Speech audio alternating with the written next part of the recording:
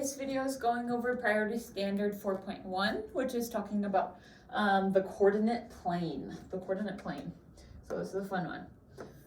So our lesson goal, so on your paper, right under lesson goal, I can plot points in a 4-quadrant coordinate plane to represent situations and to solve problems. So we'll go over what a coordinate plane is, but you're gonna write plot points right there. So we have a 4-quadrant coordinate plane. So let me show you what that looks like. So hopefully in class you went over the vocab. So here are the 4 quadrants. So if this is a coordinate plane, this is quadrant 1, and we write quadrants in Roman numerals. Okay, so this is quadrant 1, this is quadrant 2, this is quadrant 3, and this is quadrant 4. So think we start in the top right, and then we go counterclockwise. But when we write the quadrants, they always write it in Roman numerals. Okay, so notice that. So quadrant 1 is just a line, which is like a 1. Quadrant 2 is just 2 lines. Quadrant 3 is 3 lines. And quadrant 4 is the I and V. So that's quadrant 4. So you should have done this before, but just keep in mind, when you plot points, it goes X, comma, Y. So this is called an ordered pair. So ordered pair, okay? So the first one, if you forget if the X or the Y comes first, think X comes first in alphabetical order, because X, Y, Z, right? So the X comes first and then the Y. So this is the X axis, and this is the Y axis. So we look up the X axis first. So if my point was like 2, 3, then I go over 2, up 3. So I go over 2, up 3, and then I would plot my point. This is 2, 3. Notice everything in quadrant 1 is positive. The X is positive and the Y is positive. Let's say I had -2, 3. That means this time on the X axis, I go over -2, and then I go up +3, and I plot my point. So this would be -2, +3. Notice everything in the quadrant 2 is a negative number for the X and a positive number for the Y. Then let's say I had -2 and -3. I would go X first, -2, and -2X, and then down 3, -Y. So -2, -3. And then the last one, let's say I had +2, -3. Then I go over 2, +X, and then down 3 for -3. So this would be +2, -3. Notice each of the quadrants have different positive or negative X and Y values.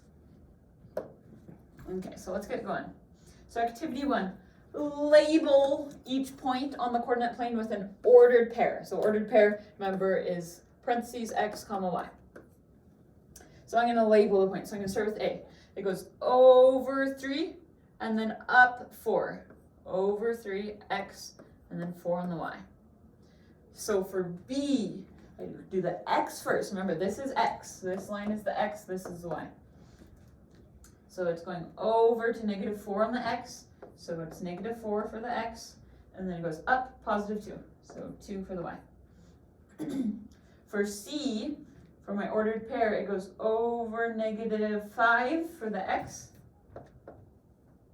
and then it goes down to -3 for the Y. So -5, -3.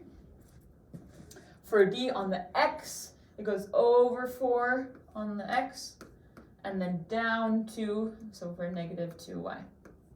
So 4, -2. Remember, we always put the X first. X comes first in alphabetical order. This is X, this is Y. X, Y, X, Y. So don't forget that. What do you notice about the locations and ordered pairs of B, C, and D? So B, C, and D, what do you notice about them? You could say, they're all in different quadrants. How are they different from points A? You could say, well, point A has both positive, and all of the other ones at least have one negative value. Okay, so you could say in different quadrants. Again, you could write your own thing, that you don't have to write my exact thing. So B C and D have a negative value, a negative X or Y. Okay. And then lastly it says plot a point at -2, 5, label it E, and then plot another point at 3, -4.5, and label it F. So this one's going to be E.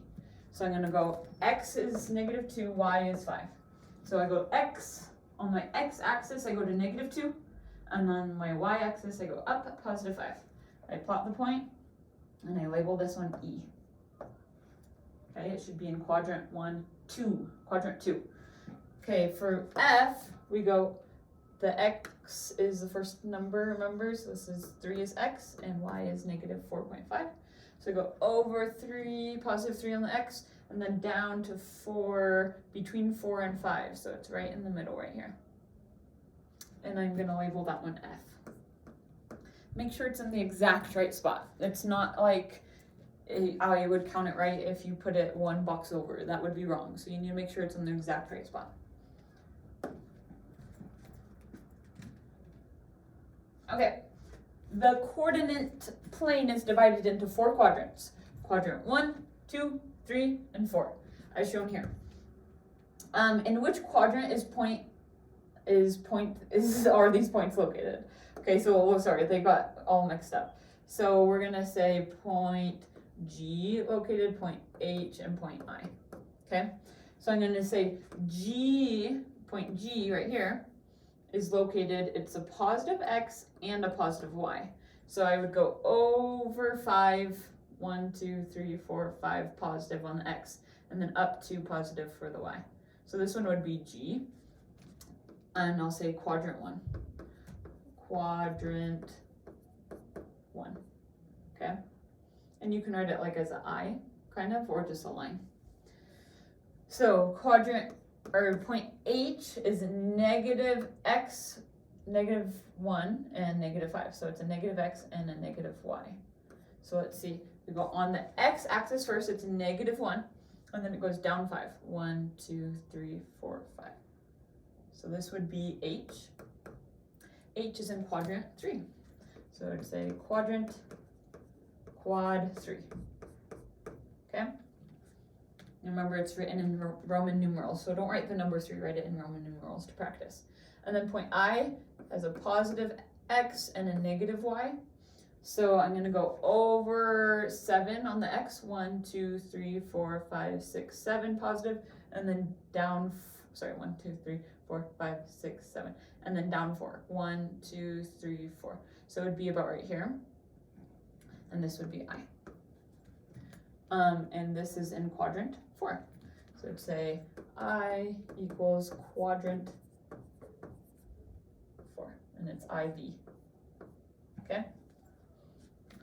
Last one, a point has a positive X coordinate, in which quadrant could it be? So if it's a positive X coordinate, again, sorry, if it's not on your paper, I might fix that, maybe not, maybe.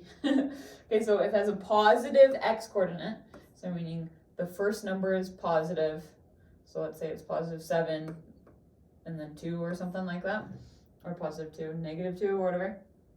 In which quadrant could it be?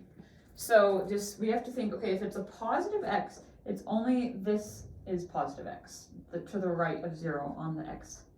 So positive X values would be in quadrant 1 or in quadrant 4, okay? Because if I have a point here, if this one was 5, 2, the X was positive. The point I was 7, -4, the X was positive. The Y doesn't need to be positive, but if the X is positive, then it's either in quadrant 1 or 4, okay? So in other words, if you don't know which one's which, 1 and 4. And you don't need to have this written. This is just so you could see a X value that's positive. So if you have any questions about any of these things, make sure you pause your video, raise your hand, and I can help you. Okay, moving on. Activity 2. So the coordinate plane shows the high and low temperatures in Nome, Alaska over a period of 8 days. The axis labeled T represents temperatures in degrees Fahrenheit. The axis labeled D represents the day, okay? So here D looks like it's the X, in other words. So this is the day, and T is the temperature. And we know this axis is Y, and this axis is X. So this one's Y still, even though they're labeled different things. What was the warmest high temperature? So we go over to the temperatures. We're seeing which is the warmest high temperature. And it looks like the biggest temperature, or the highest temperature is 28. And it doesn't say if it's, oh, it says degrees Fahrenheit. So we could say degrees Fahrenheit. Next one, write an inequality to describe the high temperatures over the 8-day period. So write an inequality to describe the high temperatures over an 8-day period. So between 1 and 8 days, our temperatures range from 28 to, it goes all the way down to 2. So our temperatures go from 2 to 28. So you could write an inequality, meaning the temperature. So you could say the temperature is greater than 2 degrees, right? The temperature is greater than 2, but the temperature is less than 28, as less than or equal to 28. So the temperature is greater than or equal to 2, or the temperature is less than or equal to 28, okay? Because we know the red is the high temperatures, the highest is 28, the lowest is 2. Okay, now it's saying what is the coldest low temperature? So we're looking at the blue. What is the coldest? Coldest means it's going to be the smallest number, so we're going down. The coldest low temperature doesn't quite get to -4, but looks like we're between -2 and -4. So between -2 and -4 would be -3. So the coldest low temperature is -3, so a little chilly. Right, an inequality to describe the low temperatures over the 8-day period, okay? So the lowest temperature we have is -3. The highest temperature we have for the lows, the blue, notice, is 26, okay? So we could say the temperature, it's less than 26 or equal to 26, okay? Because it is 26 at one point. We could also say the temperature is greater than or equal to -3.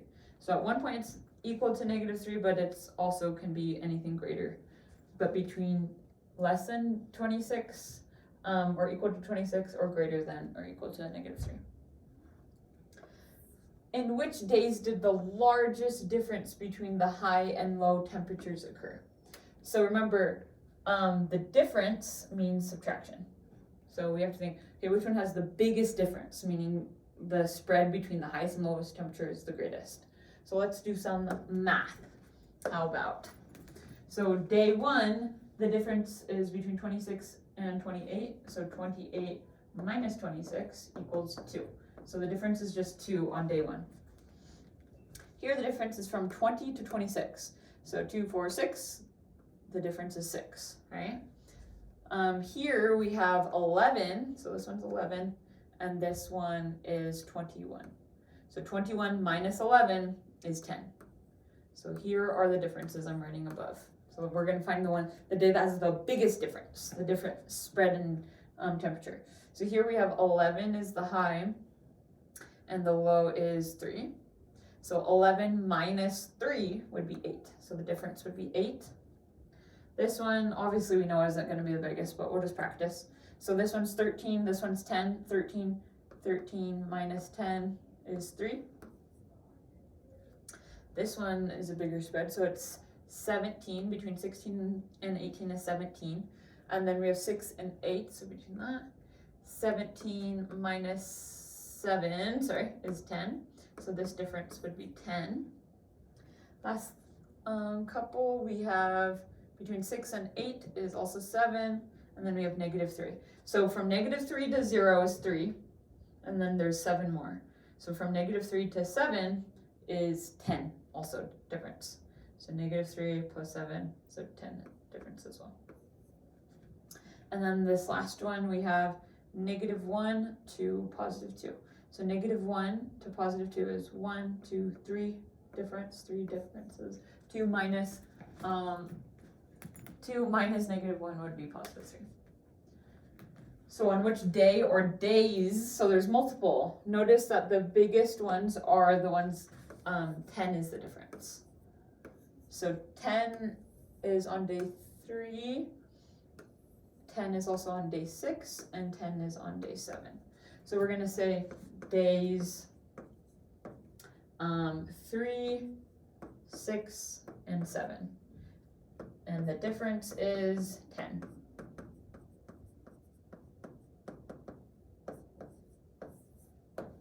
Okay. Lastly, it says, on which days did the smallest difference between the high and low temperature? Write down the difference. So the smallest difference, meaning the temperature difference is not very big. We have 2, 6, 10, 8, 3, 10, 10, 3. So the smallest difference, or the smallest difference in temperature is on day 1, because it's only 2 degrees different. So I'm going to say day 1 is 2 degree Fahrenheit difference. Okay, so that's us using the coordinate plane to represent temperatures, and that can help us answer questions. But we got to make sure we know how the coordinate plane works to be able to understand what it's asking. Okay, so last part. Label each point on the coordinate plane with the appropriate letter and ordered pair. Remember, you always go right or left along the x first, and then up or down the y. So we have x, comma, y. So right now we're just gonna label it, and you can pick the letters from A, B, C, and D. How about A, B, C, and D? So the first one, I'm gonna just start on the left, okay? So I know x goes first, so I look at my x-axis first. It goes over to -8 on my x, and then it goes up to 4 on my y, okay? So -8, 4. This would be a great one to pause, label the rest of the ordered pairs, and then play the video to see if you got it right. Make sure you know how to do this on your own without my help. Okay, this next dot is on the x-axis first, so it's between -3 and -4. So I know my x-axis is -3.5, or -3.5. And then it doesn't even go up to 1. It looks like it's barely above the 0. So if this is 0 and it goes up to 1, it looks like I could say this is like 0.2 or 0.1. So whatever you put, I'm gonna write 0.2. If you wrote 0.1 or something, that works as well. And sure, we'll label this one A, this one B, this one C, and this one D, okay? So for C on the x-axis first, it goes over to +3, and then it goes up 2. So the x is 3, and then it's up to +y. Then our last one, it goes over on the x-axis to 7, so all the way to 7, and then it goes down between -5 and -6. So first I'm going to put 7 for my x, and my y is negative because it's going down. Then it's between -5 and -6, which is -5.5, or you could say -5.5. So rewatch the video if you need help. Make sure you do the must-dos on Canvas, and that you ask questions if you need any help. Thanks for watching.